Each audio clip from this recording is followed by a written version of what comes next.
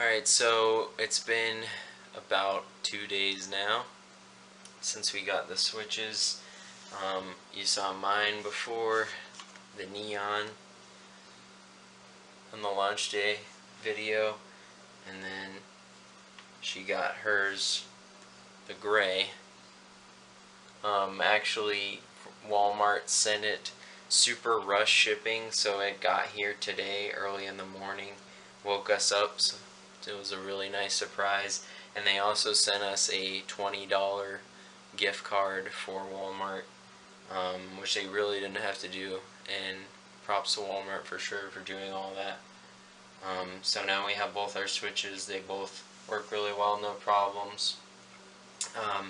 We were reading stuff online about the sliding in and out of the dock, scratching some screens, which we didn't think would really happen for us, but we just wanted to be careful. So mine has a screen protector on it right now, which you probably can't really notice. It's like we've applied a lot of screen protectors ourselves over the years, and we always have a lot of problems with them. But this one actually went on amazing. It's not tempered glass or anything, but it came with this. I don't know if you can see, but it's like the official Nintendo Switch carrying case. It's not from PDP or anything. It's actually straight from Nintendo, I'm pretty certain. And it also has this here, so you can like stand it up, and has some space for some games. It's not much, but I put it in my bag that I've been showing for the Switch. It fits right in there really easily, and that's how I carry my Switch around. And it came with the screen protector, which went on like amazing. It was super awesome. So if you're looking for a carrying case and screen protector combo, I really recommend that one. However, she tried to put hers on today, and I don't know if you can see, but this one that we went and picked up at Best Buy, we saw how on Amazon it has like 1.5 stars, but didn't really choose to believe that. Thought it would be okay.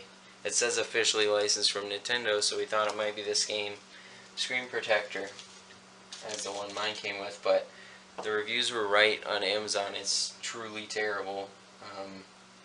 What was your experience putting it on? Whereas his was really easy. His is a little bit smaller than the actual screen and bezel size of the Switch, so he's got a little bit of space to work with on either side, so it didn't have any issues with laying flat on the screen.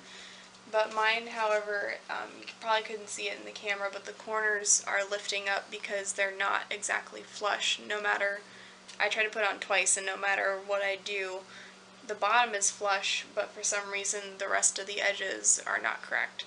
So it did come with like a little Nintendo Switch licensed thing to help apply it, and it came with the cleaning cloth, which probably is the best thing that we got out of it. It's a nice cleaning cloth, but there's still a large bubble in the middle of my screen, so I'm probably just going to leave it on for the time being and get like a tempered glass one that everybody seems to like and do that. So I would not recommend that. We picked it up at Best Buy for about $8. We also ended up picking up the Bokoblin amiibo because she really likes Bokoblins a lot in the game. Had to have it. They're really funny. And then the Guardian, just because it's so awesome. Yeah. We ended up having to get it. It's definitely... The little thing that it's on is actually like grassy. So we take most of our amiibos out of the boxes, but... Well, the nice thing about this too is that it's got the fully adjustable legs, so yeah, if we do want to take it out, we can pose it any way we like, but he looks pretty cool in there by himself. So. And then the Pro Controller, which I've been switching back and forth between the Pro Controller and the Joy-Cons. When I first unboxed it, Cat in frame. When I first unboxed it, I noted how the sticks felt really small, and and I had like a limited range of motion, which worried me, and I was really glad I got the Pro Controller. But actually, surprisingly, which is crazy, um, the sticks are amazing somehow. They feel just like a PS Vita or something. Like, there's no way this is gonna be good for aiming, but they're amazing, and I almost prefer the Joy-Con to the Pro Controller while I'm playing Zelda, crazily enough. I want to see how all the third parties handle it, because maybe they're not as good with tuning the sticks as Nintendo is, but if you're worried when you first pick up the Joy-Con, like, this isn't going to be good for aiming, can you please? um, no, I love the Joy-Con. I almost prefer them. And, alright, can you stop the video? I can't. Why is she... Okay, now that the cat's gone. So yeah, the Joy-Con feel amazing. The buttons are really clicky and responsive. I definitely prefer the face buttons on the Joy-Con to the Pro Controller.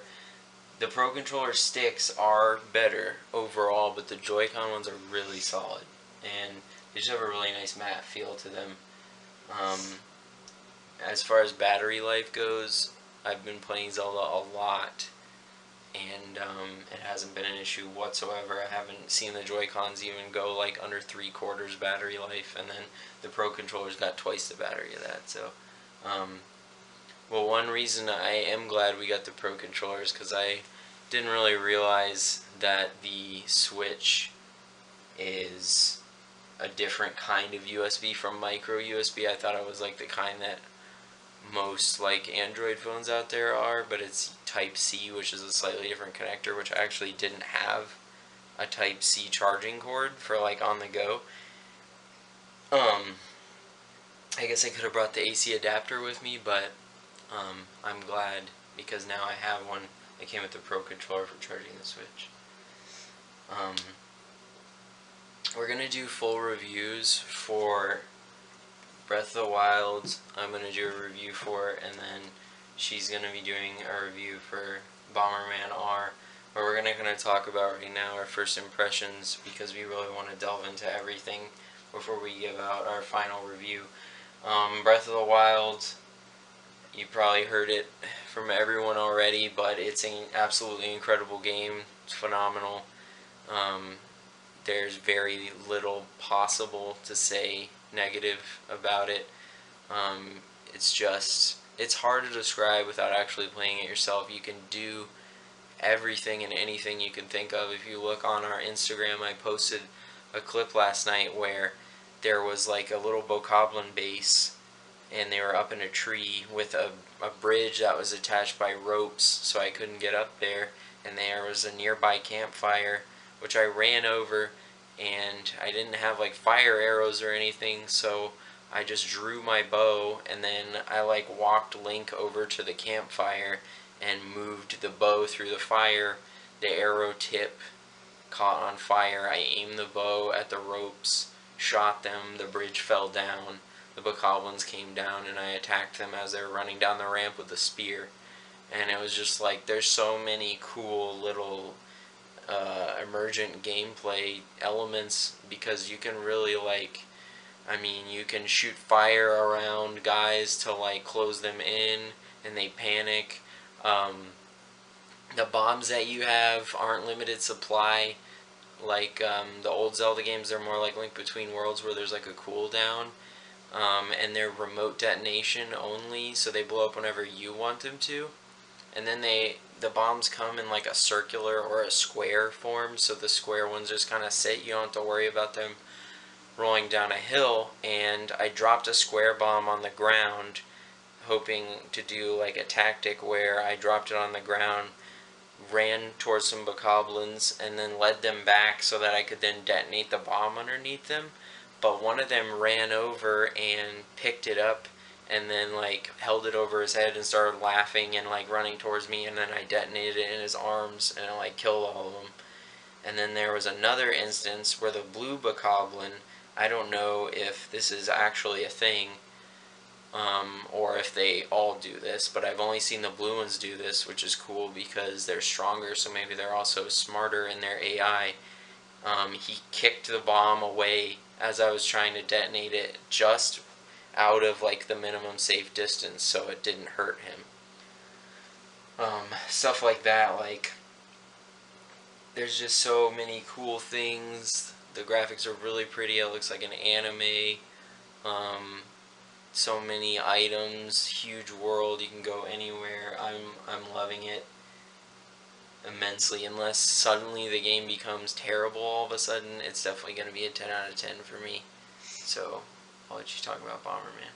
Well, just a note on that too. I've been watching him play Breath of the Wild, and also the shrines are awesome. Yeah. If you really like the puzzle elements of Zelda, they're they're not simple puzzles and they're not super duper hard either. You just take a little bit of thinking, and one of the things that we heard was how you have everything you need. You're limited by yourself and what you do, and you can really think about situations totally different ways, come upon the same situation through replays and do things a different way and have all these different outcomes. So it's really cool. The cases are really thin, so I thought they were like PSP cases, but they're way thinner. Just to throw that out there. And I've been playing a little bit of the Super Bomberman R, which you can see here has a really, really cool art style and case. I was kind of bummed because we saw the inside of one of the cases was really cool looking. I think that might have been the PAL version, not the US version, because this one's just black and white inside. But the game itself, I've played a little bit of the story mode, and he played 2-player a little bit with me too. And then I've played some online matches in the like the league matches, which I'm not that good at yet, but working on it. There's definitely a learning curve with it if you haven't played any Bomberman games before, which I haven't. It's a very simple combat, but there's definitely tactics I can see to it, and you have to be really like conscious of where you're putting bombs and where everybody else is too, because you get caught in between bad places, and it only takes one hit. So, but the story mode itself seems really good. It's a very kind of anime style, very humorous story that's going along with it so far. So some people might call it cringy. I really like it. I think it's really adorable, but the voice acting's not quite the best. But the story mode itself is really good and flows really well. The online, I will say, has a little bit of lag to it that I've seen, and it could be our internet too, but I've seen other people talking about it. And just playing online, even, with just 4 people, not 8 people, you have a little bit of lag time between, pressing a direction you're going and actually moving, just even a millisecond, but it really affects that fast-paced combat. So, but I'm still keeping an open mind because I really like it so far. That's a very minor thing in my opinion. So. Alright, so that's our thoughts on the 2 games that we picked up for launch. We're gonna, like I said, we're gonna be doing full reviews later. And I'm gonna talk about these headphones. I picked these up at Target for $8. They work good. Any headphones that has a standard headphone jack, or we might be picking up snipper clips as well because it's only $20. There's a free demo to download on the eShop. It was pretty fun. It's definitely a co-op game. It would not be nearly as fun if you try to play it by yourself. Yeah. On the eShop, it shows coming out in like 3 days. I feel like a lot of people don't know about this, so I wanted to talk about it just for a second. They're coming out with a new Blaster Master game, which was a game on the NES, and I guess they made some other ones after that, but this is in like the style of the NES, 8-bit, but it's a new game. It's only $10, and so if you really like that series, that's something that's coming out in just a couple of days on the eShop. We didn't really talk about the hardware a whole lot, because I know there are a ton of videos out there that talk about the Switch hardware, but like I'm sure a ton of people have been talking about, it feels really premium. It's lightweight, easy to hold. like I was saying before, the Joy-Con feel really great. The buttons are really clicky and nice, responsive. The screen is really nice. I can't believe it's 720p. It looks amazing. Um,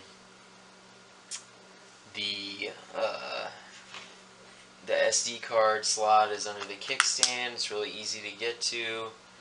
The game cards are really easy to take in and out. Doesn't get hot at all in your hands. I will say, I believe what people have theorized about when it's in the dock, it like overclocks itself. I do believe that is true because when you first take it out of the dock, if you've been playing Zelda for like 5 hours, it's much hotter than it ever gets in your hands. So I feel like it's overclocked in there. It's not like it's gonna burn your hands or anything, like it doesn't feel super hot, but there's definitely a noticeable difference between if it's been in the dock for a few hours or in your hand for a few hours. So I think that's definitely evidence that it's overclocked to some degree when it's in there. But as far as that, it's an amazing console. It might be one of the best consoles. Just the portability, obviously not the most powerful thing in the world, not as powerful as the PS4 Pro or something, but I mean, it's got the best game possibly ever on it already. So if, I mean, you got Zelda is just so good, and this hardware has great potential. For sure. So we'll come out those full reviews later, and please look forward to it. Thank you.